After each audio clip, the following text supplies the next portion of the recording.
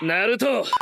朋友们，元神名作基尼奇终于来了。今天啊，咱就给大家讲一讲基尼奇的技能机制跟培养攻略，保证大家看完就懂了。首先呢，就是角色定位。作为一个草系大剑角色，基尼奇的定位呢是一个前台战场主贼，小技能可以往前方扔出来一个钩索，如果有怪物的话，这个钩索会直接连到怪物身上。同时呢，基尼奇还会围绕怪物进行转圈攻击，从这个角色演示上，大家也能看出来，有一种在玩阿克尚的感觉。同时呢，这还是一个跑图技能，不但跟万叶的 E 一样，可以在空中用，而且呢，消耗燃速，还可以进行2段 E， 不管是爬山、解谜还是找神童，都非常的好用。在纳塔更是无敌。之前我们只有在变草龙才能使用的卷叶符印，有了基尼奇之后，直接勾，哪怕是草龙独有的这个土炸弹，基尼奇呢也可以直接发射。变什么龙啊？有我伟大圣龙库葫芦阿乔厉害吗？真正的抽人送龙啊！撒斯培哪路逃？不要小瞧我们之间的羁绊呐！说回战斗，当基尼奇的钩索命中敌人的时候，基尼奇的每一次攻击都会给自己累积夜魂值，也就是角色左边的这个槽。当这个槽满了之后基尼奇再摁一下战技，就会给敌人来上一炮，这个伤害非常的高，而且呢还是一个范围攻击，算是基尼奇主要的输出手段。而且呢，当基尼奇每次开完炮之后，还会在地上留下一个死角区，只要经过这个死角区，都会给自己恢复夜魂值。剑姬这活我熟。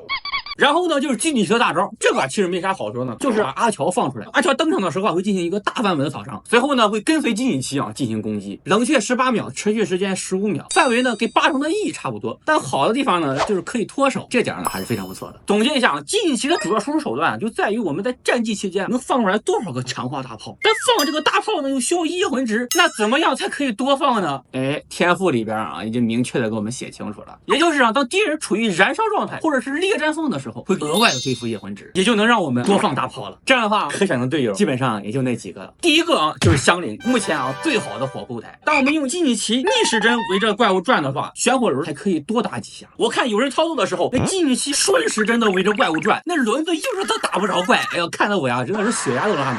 灵活切换移动方向，对敌人进行环绕射击，并积累夜魂值。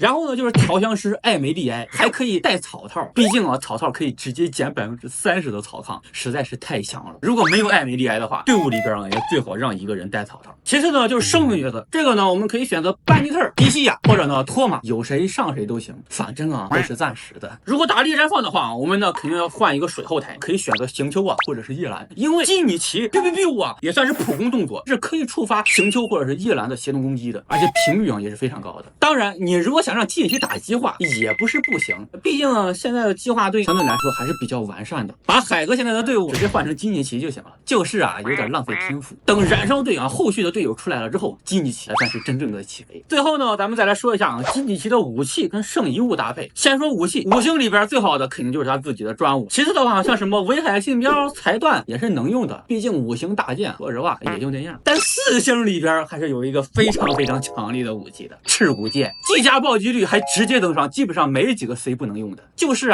需要绑定护盾，不然容易掉层数。其次呢，就是纳塔的打爆武器，满精呢也比较简单。圣遗物那肯定就是新出的黑曜秘典，加15%的增伤和40%的暴击。如果武器再加暴击的话，可以说圣遗物无脑对爆伤就完事了。除此之外，如果说你有一套比较不错的燃烧套，也就是这个未尽的瑕疵，也是可以的。具体属性的话就是攻击杀、草伤杯、暴击爆伤头，哪套好就先用哪套。OK， 那么以上有关于基尼奇的攻略，咱们呢就先讲到这里了，咱们下期再见。